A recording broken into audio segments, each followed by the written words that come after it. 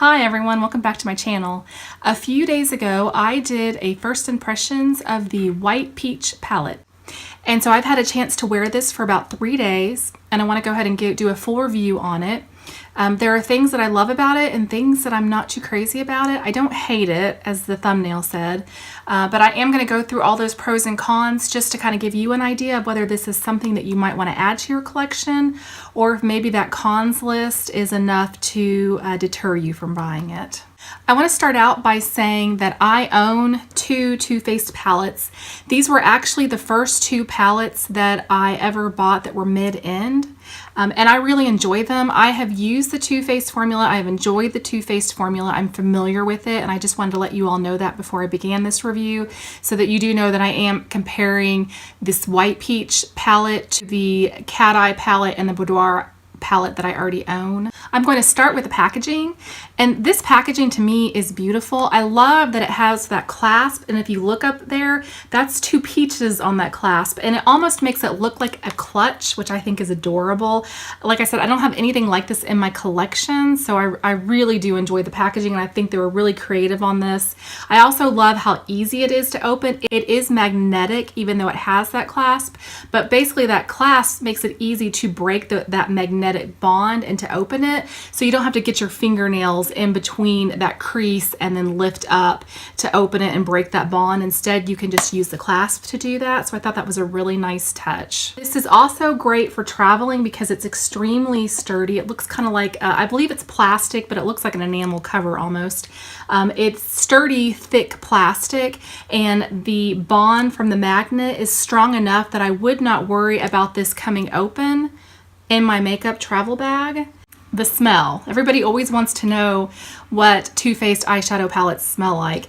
This one is a very fake peach candy smell, and I'll be honest, the first time I opened this, I didn't notice any scent at all. I actually forgot that it was supposed to have a scent. The second time I opened it, I thought, isn't this supposed to smell like something? And I put it right up to my nose and was able to get that whiff of that fake peach candy smell. Once I disturbed the tops of these eyeshadow pans, that's when that smell seemed like it was really released, and now it's a lot stronger. I wouldn't say it's my favorite smell in the world, but it's not off-putting, and when I put it on my eyes, it dissipates. I don't smell it on my face. I don't know if I would say it's a strong scent, but it is at least a medium scent. The tones of this are light to medium, so deeper skin tones might find that this pulls ashy on them. I'd say if you are a medium to porcelain skin tone, you probably won't have that ashy issue. If you're a lighter skin tone, then these shades are perfect for daytime looks. And you do have a couple of pops of color. There is that lovely, it's an orchid color, it's purple and blue, and it's very shimmery. And there's also a charcoal color, so you do have some options to deepen your looks, and you can see right here that I have deepened my look. Those two deeper colors will allow you to make a nighttime appropriate look if that's what you're going for. Some of these shades are softer than the original formula. I'm used to a formula that is rather stiff in the pan. I will say that these are softer, and that means that they are more buildable, so I don't really have a problem with them being softer because I like buildable formulas. I like formulas that when I apply it to my eye, it's not going to be so pigmented that I have to be really careful how much I get on my brush. I don't have to do that with any of these other than maybe the charcoal, but all the rest of them I can dip my brush in several times and build it up, get it to the opaqueness or just the deepness of color that I'm looking for. These, however, were not so soft that they fell apart in the pan. I know there's a YouTube video out there that shows them falling apart. I have not had that issue. I have used these eyeshadows about 4 times, and you can see that nothing is falling apart in the pan for me. I almost wonder if that YouTuber who had that issue got a different batch, or if maybe she was just digging a little bit too hard into the pan. I use the same amount of pressure on these with my brush that I always use and have not had any issues at all. It's definitely not like the Subculture palette that where it literally looked like the pans were exploding. So it is not that soft. I don't think that you are going to have those kind of issues that people have with the Anastasia Beverly Hills Subculture palette. There is some fallout on a few of these colors. The colors are so light that if I had done my foundation before I put the eyeshadows on, I did not have any issues with it ruining my foundation because I was able to just brush it away. There is one exception to that. That was the Peach Ice.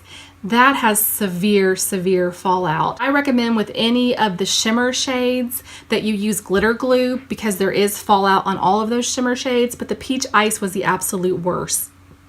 If you're going to use Peach Ice in your look, anything other than just putting it on your tear duct to kind of highlight the inner eye, I would suggest doing your eyeshadow first and then putting your foundation on.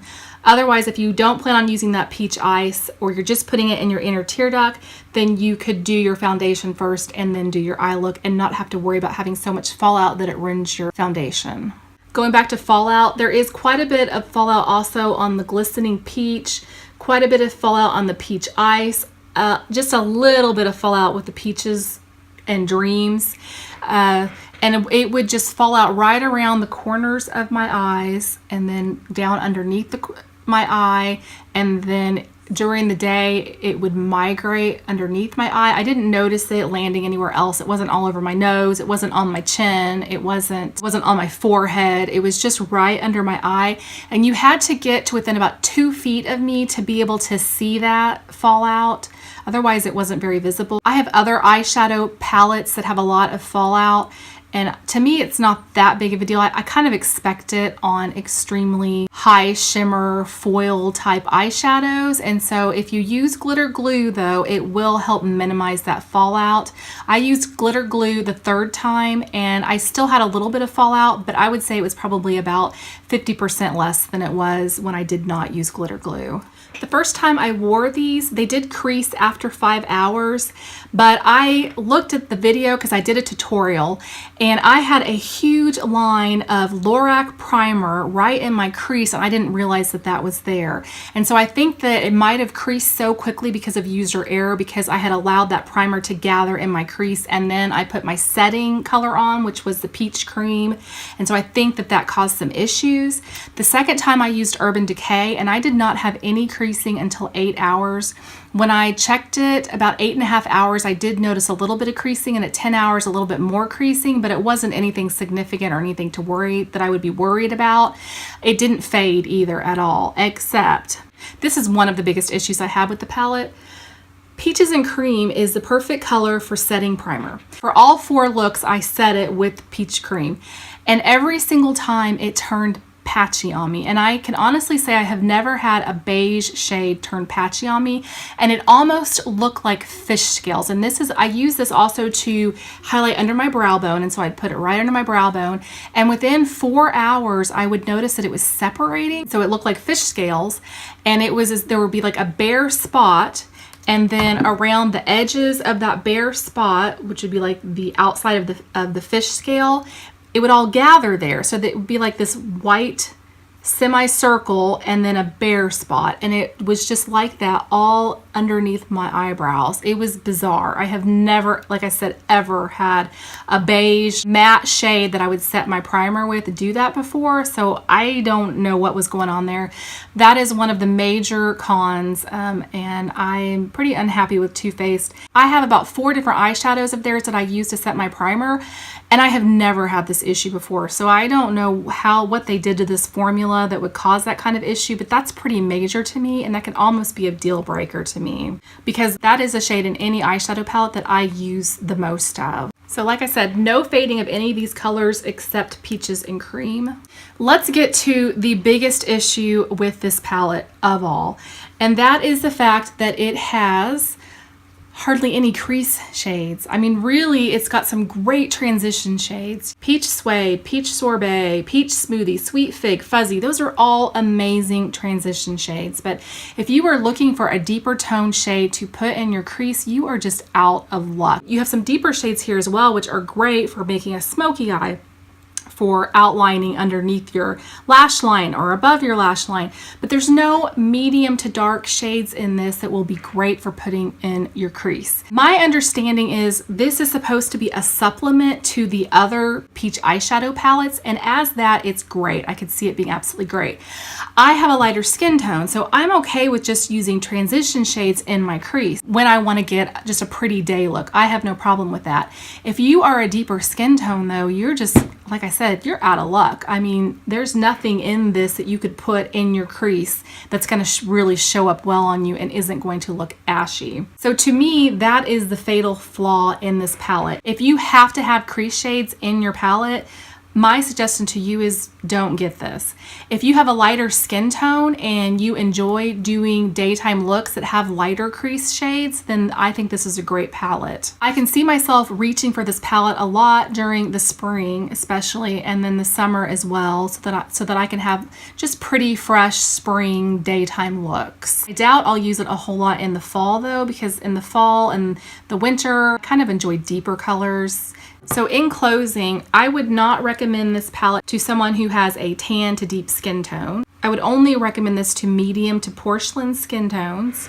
If you enjoy daytime, light, fresh, spring kind of look. So I do enjoy those looks. I know I'm going to get a lot of use out of this palette. I think the colors are beautiful. My favorite colors are Peach Passion. I think that's going to be one of my favorite to do a smoky eye with. I love Glistening Peach. I have that on today. I love Peaches and Dreams. I have that on today as well. I love all those transition shades. I think they're beautiful. And I'm okay not having a deep crease shade, especially in the springtime. But like I said, if you were hoping for more options and medium deep tones, you're not going to get that here. It is a beautiful palette. I think the quality is good. I love the eye look that I have today, and if you want to see a tutorial of this eye look, I'll try to have that up in the next few days. If you're thinking about buying this for all the pros that I gave, then I say go for it. I think it's a great eyeshadow palette. But if any of those cons turn you off of it, I would say go to Sephora and swatch it. Otherwise, just let it go. Maybe consider some of the other products from the Peach line that they have. So that's pretty much it. That's all I have. If you have any more questions on this palette, then please just leave your question in the comment section and I would be happy to answer. I hope this helped you all. I hope this helped you decide whether or not you wanted to buy this palette or not. If there's other information you're looking for that you would like me to add to this video or to do another video on, just let me know. I hope you're having a great day and I will see you again next time. Bye-bye.